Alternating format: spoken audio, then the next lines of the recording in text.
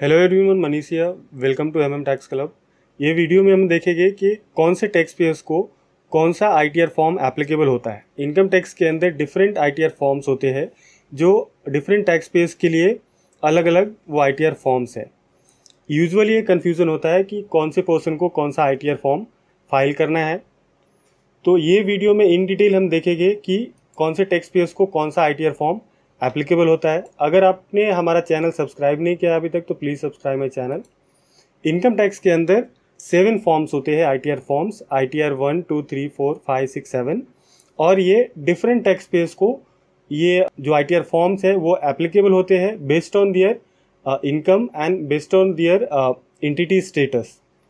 तो ये वीडियो में इन डिटेल 1 to 1 सारे फॉर्म्स देखेंगे कि कौन से फॉर्म कौन से टैक्स पेयर्स को एप्लीकेबल होने वाले हैं। फर्स्ट जो फॉर्म है आईटीआर 1। आईटीआर 1 वो टैक्स पेयर को फाइल करना होता है जो इंडिविजुअल है, individual being a resident other than not ordinary resident having total income of 50 lakhs and having income from salaries, 1 house property. And ITR 1 जो एप्लीकेबल होता है वो होता है इंडिविजुअल पर्सन के लिए जो कि रेसिडेंट है एंड उनका टोटल इनकम 50 लाख से एक्सीड नहीं करता है और उनके पास सैलरी इनकम है, अदर सोर्स का इनकम है लाइक इंटरेस्ट, बैंक इंटरेस्ट आपका होता है, डिविडेंड होता है वो, एंड एक हाउस प्रॉपर्टी का इनकम अगर उनको जनरेट होता है तो वो इंडिविजुअल पर्सन आईटीआर 1 फाइल कर सकते हैं।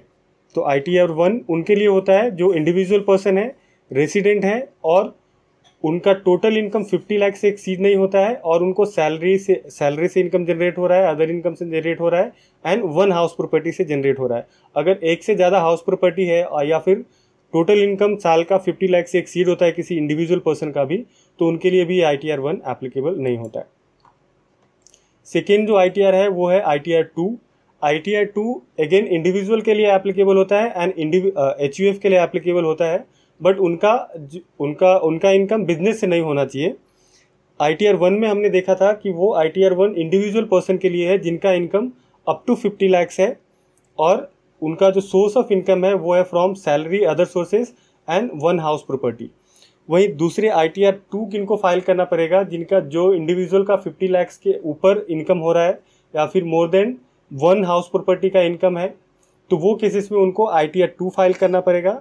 एंड देन अगर एचयूएफ है, हिंदू अनडिवाइडेड फैमिली है, तो वो केसेस में भी उनको आईटीआर 2 फाइल करना पड़ेगा।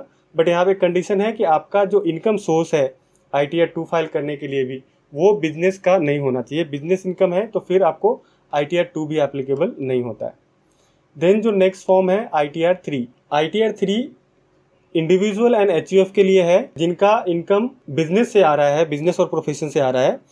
तो फर्स्ट 2 फॉर्म देखा जहाँ पे एक फर्स्ट फॉर्म में था कि इंडिविजुअल रिटर्न फाइल कर सकते हैं आईटीआर 1 जिसमें एक लिमिट है इनकम का कि 50 लाख से ज़्यादा हुआ तो आप वो आईटीआर 1 फाइल नहीं कर सकते। देन आईटीआर 2 में हो गया कि एचयूएफ एंड इंडिविजुअल फाइल कर सकते हैं बट वहाँ पे बिजनेस इनकम नहीं होना चाहिए। एंड देन आईटीआर 3 है, यहाँ पे ये फॉर्म आईटीआर 3 भी इंडिविजुअल एंड एचयूएफ के लिए है बट यहाँ पे आपका बिजनेस से आपका इनकम आ रहा है तो वो केस में आपको आईटीआर 3 फाइल करना होता है।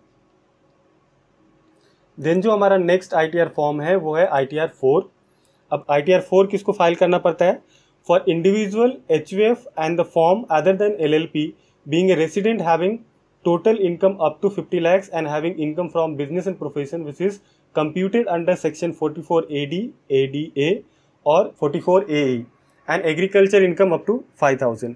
ITR 1 में भी हमने देखा था कि जो इंडिविजुअल पर्सन है उनका एग्रीकल्चर इनकम अप टू 5000 है तो वो ITR 1 में जाता है।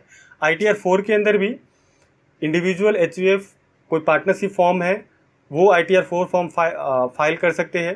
पार्टनरशिप फॉर्म अगर रजिस्टर्ड है दैट मीन्स कि अगर एलएलपी है तो उनको ये आईटीआर 4 एप्लीकेबल नहीं होता है। तो बिजनेस इनकम के लिए इंडिविजुअल एचयूएफ के लिए तो आईटीआर 3 था, अभी आईटीआर 4 इसके लिए लाया है जिनका प्रिजम्पटिव बेसिस पे इनकम कंप्यूट होता है under section 44AD, 44ADA, 44AE, जहाँ पे आपका जो बिजनेस है उसके टर्नओवर के बेसिस पे एक परसेंटेज पे आपका इनकम कैलकुलेट करते हैं प्रेजेंटिव बेसिस पे।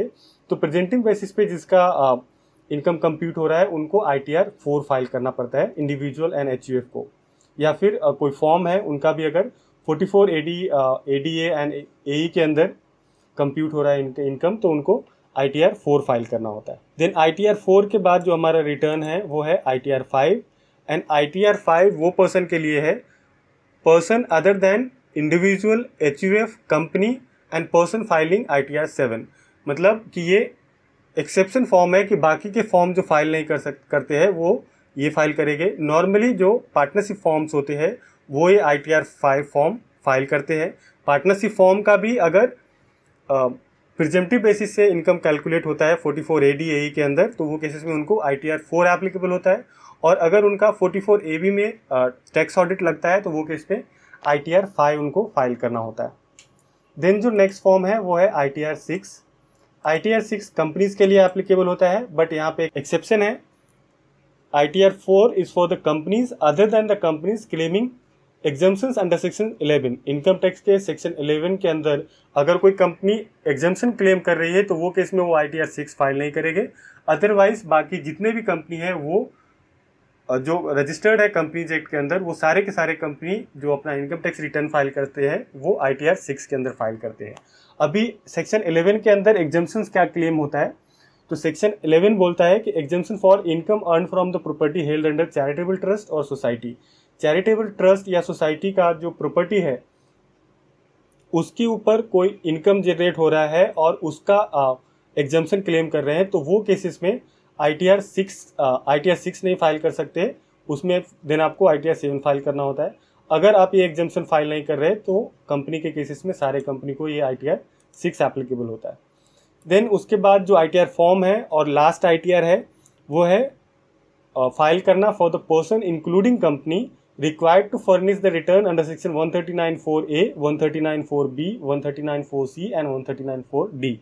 ये सेक्शन के अंदर जो भी कंपनीज को या फिर इंडिविजुअल पर्सन को ये रिटर्न फाइल करना होता है वो ITR 7 फाइल करेंगे। अभी under section 139(4)(a), B, C, D में क्या है प्रोविजन वो हम नेक्स्ट स्लाइड में देखते हैं। सेक्शन 139(4)(a) के अंदर वो पर्सन या फिर कंपनी टैक्स रिटर्न फाइल करती है जो जिनका इनकम चैरिटेबल ट्रस्ट या रिलीजियस ट्रस्ट से जनरेट होता है। पॉलिटिकल पार्टी के लिए सेक्शन 139(4) भी एप्लीकेबल होता है। साइंटिफिक रिसर्च इंस्टीट्यूशन के लिए सेक्शन 139(4)(c) एप्लीकेबल होता है। And university, college and other institution के लिए सेक्शन 139(4)(d) एप्लीकेबल होता है। तो बेसिकली जो ITR 7 है वो जितने भी ट्रस्ट है, रिलीजियस ट्रस्ट है, चैरिटेबल ट्रस्ट है या फिर एजुकेशनल इंस्टीट्यूट है, वो सारे कंपनीज को या फिर इंडिविजुअल को, पर्सन को जो इनकम जनरेट करते हैं रिलीजियस ट्रस्ट से या फिर एजुकेशनल इंस्टीट्यूट से, उनको ITR 7 फाइल करना होता है। तो ये था अपडेट ऑन ITR फॉर्म्स कि कौन से एंटिटीज़ को, कौन से पर्सन को कौन सा income tax return form applicable होता है। आई होप ये वीडियो हेल्पफुल रहेगा आपके लिए। So thank you for your time. Share this video, subscribe my channel.